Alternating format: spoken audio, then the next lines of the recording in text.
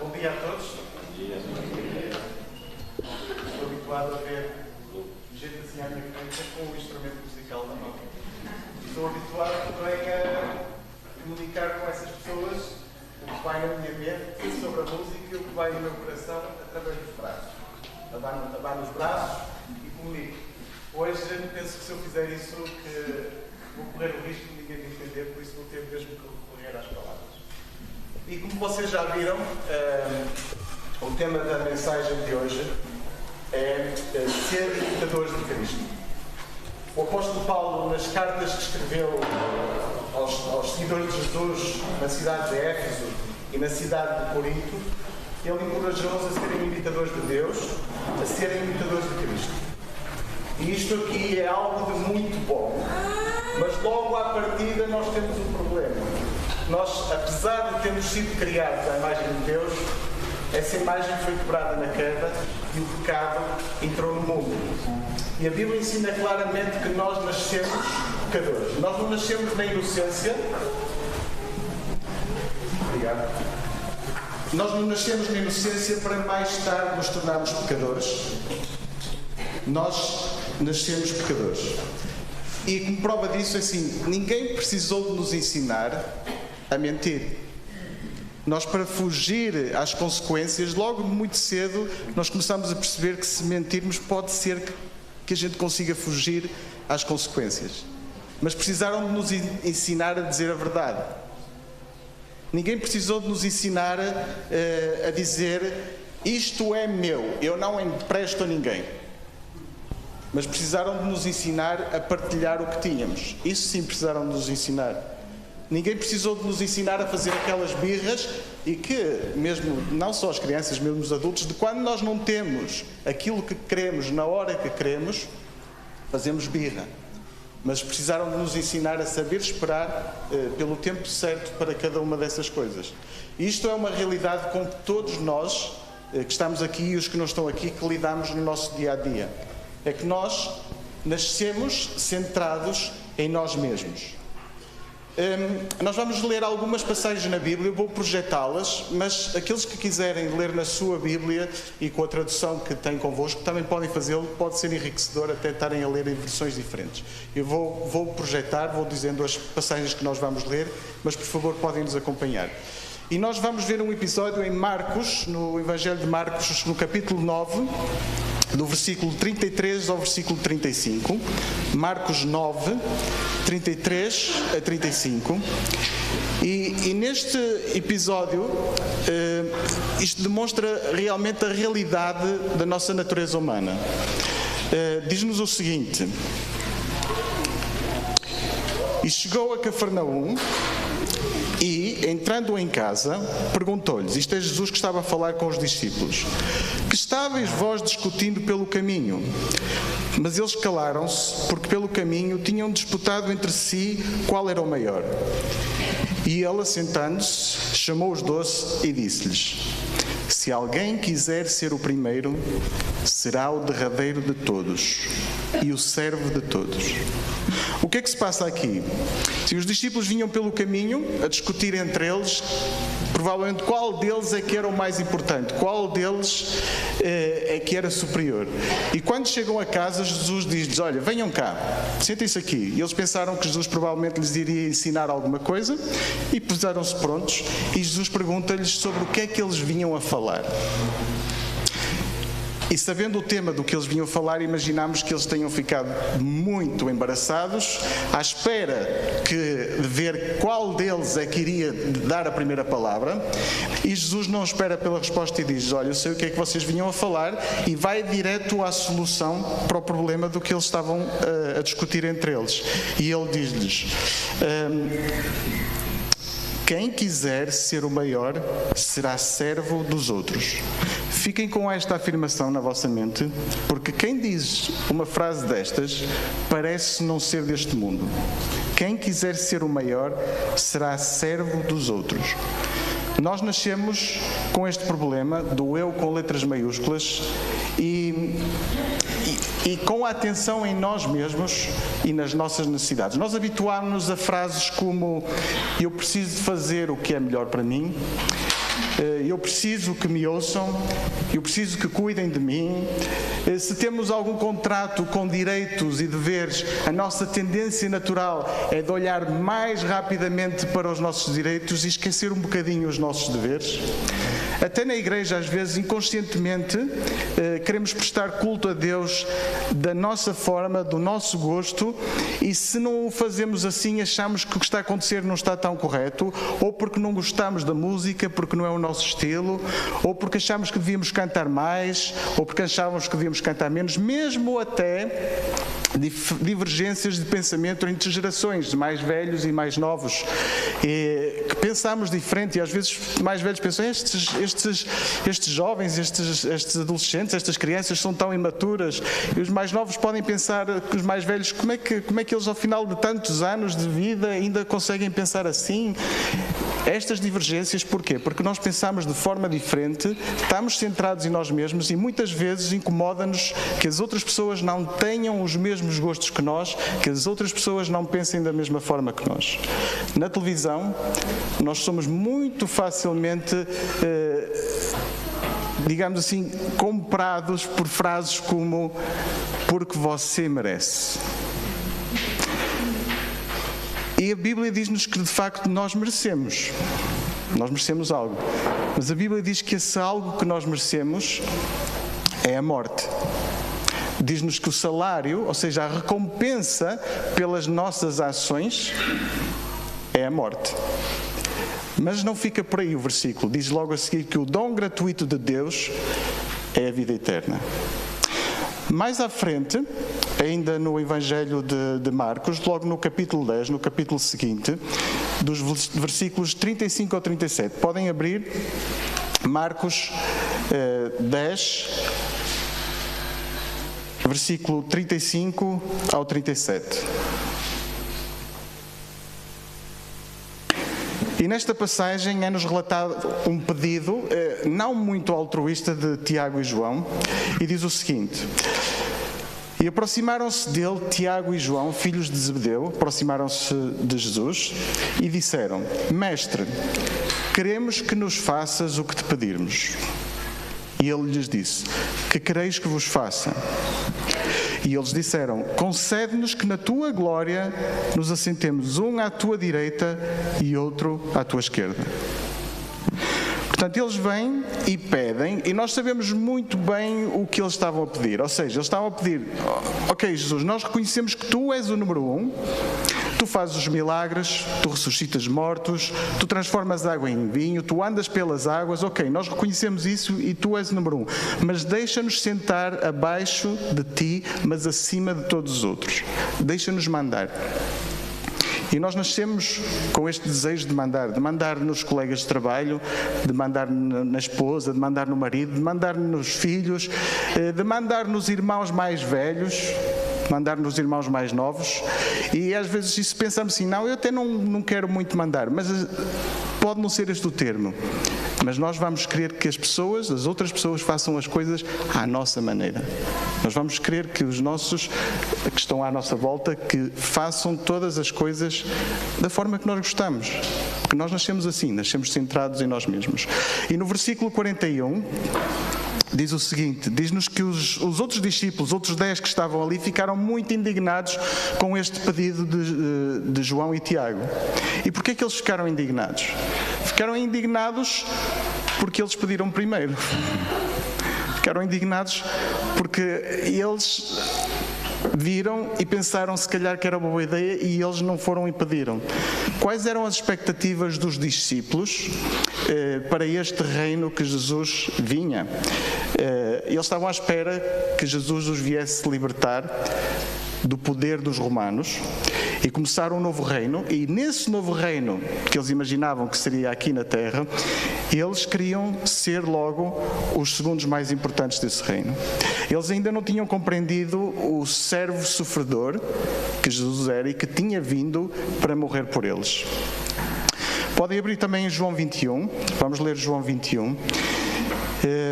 João 21, do versículo 18 ao versículo 23.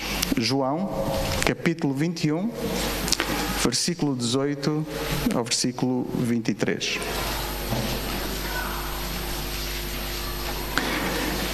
Este é outro episódio com o apóstolo Pedro, e que na sua resposta, na resposta que Pedro dá, nós podemos ver que o coração dele, naquele momento, não estava no sítio certo. E diz o seguinte: na verdade te digo, quando eras mais moço, te cingias a ti mesmo e andavas por onde querias. Mas, quando já fores mais velho, estenderás as tuas mãos e outro te cingirá e te levará para onde tu não queiras. E disse isto, significando com que morte havia ele de glorificar a Deus. Pedro, depois de ouvir Jesus a dizer-lhe com que morte ele iria glorificar a Deus, vejam qual foi a primeira preocupação dele. João estava ali perto e Pedro olhou para Jesus e perguntou a Jesus. Vendo Pedro a este, e está-se a referir a João, disse a Jesus: Senhor, e deste que será? A preocupação de Pedro neste momento não foi de saber que ia morrer e da forma que ia morrer, foi saber o que é que ia acontecer ao outro, o que é que ia acontecer a João. Ele, por favor, diz-me que o que vai acontecer a João não vai ser melhor do que me vai acontecer a mim. Esta foi a preocupação dele. E o mais dramático é que a história da nossa vida pode acabar aqui. Nós podemos viver uma vida, longa ou curta, totalmente centrada em nós mesmos. Ou então, aceitamos a possibilidade que Jesus nos oferece de nascer de novo. E nascemos de novo centrados em Jesus. Abram em João, por favor, João capítulo 3.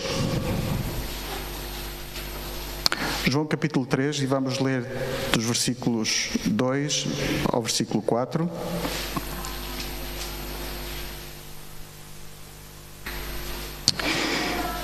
E conta-nos que havia um fariseu chamado Nicodemos, uma autoridade entre os judeus, e ele veio ter com Jesus à noite e começa a conversa a reconhecer que Jesus é especial e disse, versículo 2: Rabi, bem sabemos que és mestre vindo de Deus, porque ninguém pode fazer estes sinais que tu fazes se Deus não for com ele.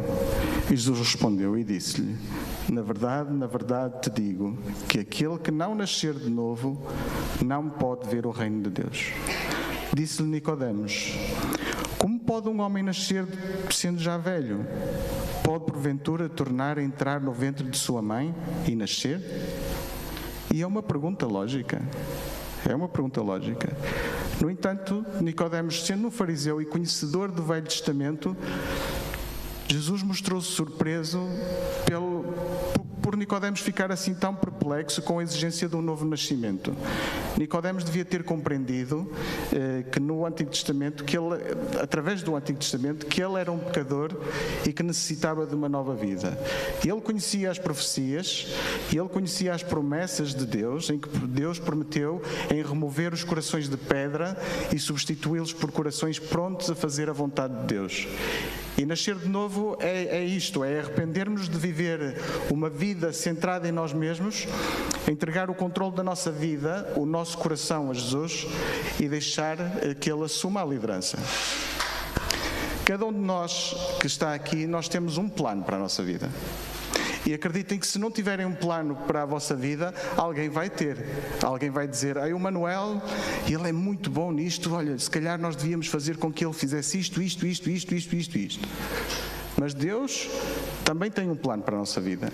E Ele diz-nos que o plano que tem para a nossa vida é o melhor plano. Só que por vezes nós podemos pensar que esse plano não é tão bom. E porquê? Porque nos coloca numa posição de menos destaque e faz com que pareça que somos menos importantes que os outros. Isto era o que os apóstolos naquele momento estavam a pensar, mas não é esta a visão de Deus, porque o que nós estamos a fazer não vai definir quem nós somos. Paulo, em Romanos 1, apenas no versículo, em Romanos 1:1, Paulo explica muito bem esta questão. Ele diz assim: Paulo, servo de Jesus Cristo, chamado para ser apóstolo, separado para o Evangelho de Deus. Ou seja, por outras palavras, Paulo está-nos a dizer, o que ele faz é ser apóstolo, mas o que ele é servo de Cristo. Ele diz, esta é a minha posição, isto é o que eu faço, eu sou apóstolo, mas o que eu sou servo de Cristo.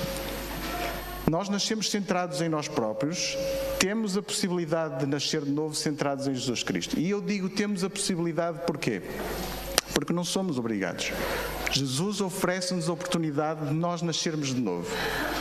E quando nós fazemos isso e quando aceitamos essa oportunidade de nascer de novo, o próximo passo é ser imitador de Cristo. E este é o objetivo. João e Tiago, quando Jesus escolheu os 12 discípulos, ele chamou-lhes, a estes dois, chamou-lhes filhos do trovão. Filhos do trovão. Provavelmente pelas atitudes que eles tinham, e vejam comigo estes versículos em Lucas capítulo 9. Lucas capítulo 9, versículo 51 ao versículo 54. Lucas 9, 51 a 54.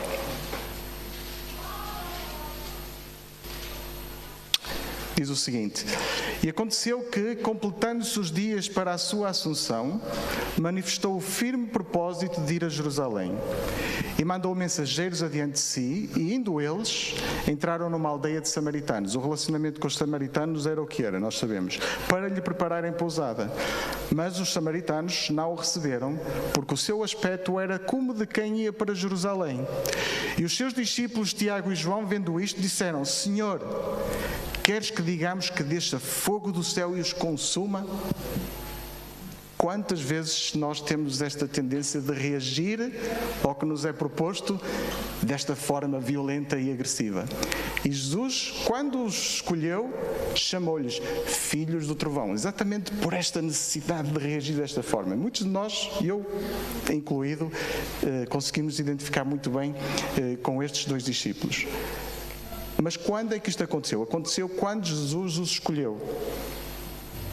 Sabem como é que ficou conhecido o apóstolo João, depois de caminhar com Jesus e lhe entregar o controle da sua vida? Ele ficou conhecido como o apóstolo do amor. Filho de trovão, apóstolo do amor. Que diferença! Vejam o contraste. Aliás, todos os discípulos que eu mencionei até agora, com pedidos realmente centrados em si, eles tiveram uma mudança incrível de vida por seguirem a Jesus. E a questão é, e nós? Gostaríamos que Jesus mudasse assim as nossas vidas para muito melhor? Paulo diz-nos, sejam imitadores de Deus, e em 1 Coríntios ele diz, sejam meus imitadores como eu sou de Cristo. A imitação significa reprodução o mais exata possível de um modelo. Sendo este modelo Jesus, para conseguirmos ter uma imitação o mais exata possível, vamos precisar de conhecer muito bem o original. Eu gosto muito de jogos de identificar diferenças. Vocês veem aqui duas imagens em que há diferenças entre elas, ok? Eu não vos vou fazer um teste a perguntar se vocês conseguem identificar as diferenças. Mas quando jogamos um tipo deste jogo, nós temos que focar a nossa atenção muito bem no original para conseguir depois ver as diferenças que estão no outro e identificá-las. Quando é um nível mais fácil, essas diferenças são muito fáceis de identificar. Quando é um nível mais difícil, cada vez vai ser mais difícil identificar essas diferenças. Mas elas estão lá. Eu tenho aqui o slide com elas identificadas e elas estão lá. Eu não sei se para vocês isto seria um nível difícil ou não, mas as diferenças estão lá. E não seria mesmo muito bom que as pessoas olhassem para nós e tivessem dificuldade em ver as diferenças entre nós e Jesus? Mas para isso nós temos que estar íntimos com o original. Nós temos que estar íntimos com Jesus, temos que conhecê-lo muito bem. Como? A Bíblia, nós sabemos que toda ela é inspirada por Deus, ok? Mas no Novo Testamento, nós temos palavras que Jesus disse enquanto esteve aqui no nosso meio. Nós podemos ler o que ele disse. Devemos desejar não só ler, mas também fazer o que ele disse e pôr isso em prática. Mas Jesus não nos deixou sozinhos. Ele não disse, olha, isto é o que eu digo, isto é o melhor para vocês, façam. Ele deixou-nos o Espírito dele para nos ajudar a fazer o que ele diz. Porque, atenção, o que Deus e o que Jesus nos pede é para agir muitas vezes de uma forma que não faz sentido nenhum neste mundo. Nós já vimos antes o que Jesus disse aos discípulos. Ele disse, se alguém quiser ser o primeiro, será o derradeiro de todos e o servo de todos. Não é isto que nós vemos à nossa volta. Eu não sei convosco, não é isto que nós vemos à nossa volta. Nós vemos à nossa volta, quem quiser ser o primeiro, faça de todos à sua volta os seus servos. Isso é ser o primeiro neste mundo.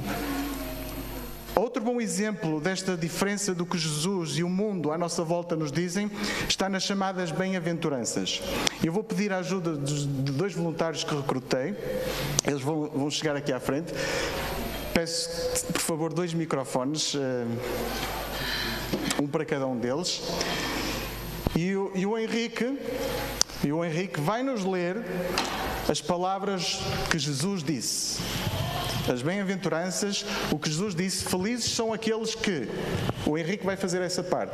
Em contraste, a Jéssica vai ler-nos, e isto foi um autor e tradutor da Bíblia, John Phillips, que descreve como as bem-aventuranças deste mundo. E eu quero... O que o Henrique vai ler é muito rico e nós não temos tempo para mastigar agora aqui tudo, mas eu quero que neste momento vocês sintam apenas o contraste entre o que Jesus diz e o que o mundo que nós vivemos à nossa volta dizem. Vou pedir que o Henrique comece e que haja só assim um segundinho de intervalo entre os dois, só para a gente processar o que vamos ler. Felizes os humildes de espírito, porque deles é o reino dos céus. Felizes os ambiciosos, porque esses serão bem-sucedidos. Felizes os que choram, porque esses serão consolados. Felizes são os duros e rijos, porque nunca deixarão que a vida os magoe. Felizes são os mansos, porque herdarão a terra. Felizes são os que se queixam, porque conseguirão o que querem. Felizes são os que têm fome e sede de justiça, porque serão fartos. Felizes são os que fazem o que lhes apetece, porque nunca se preocuparão com seus pecados.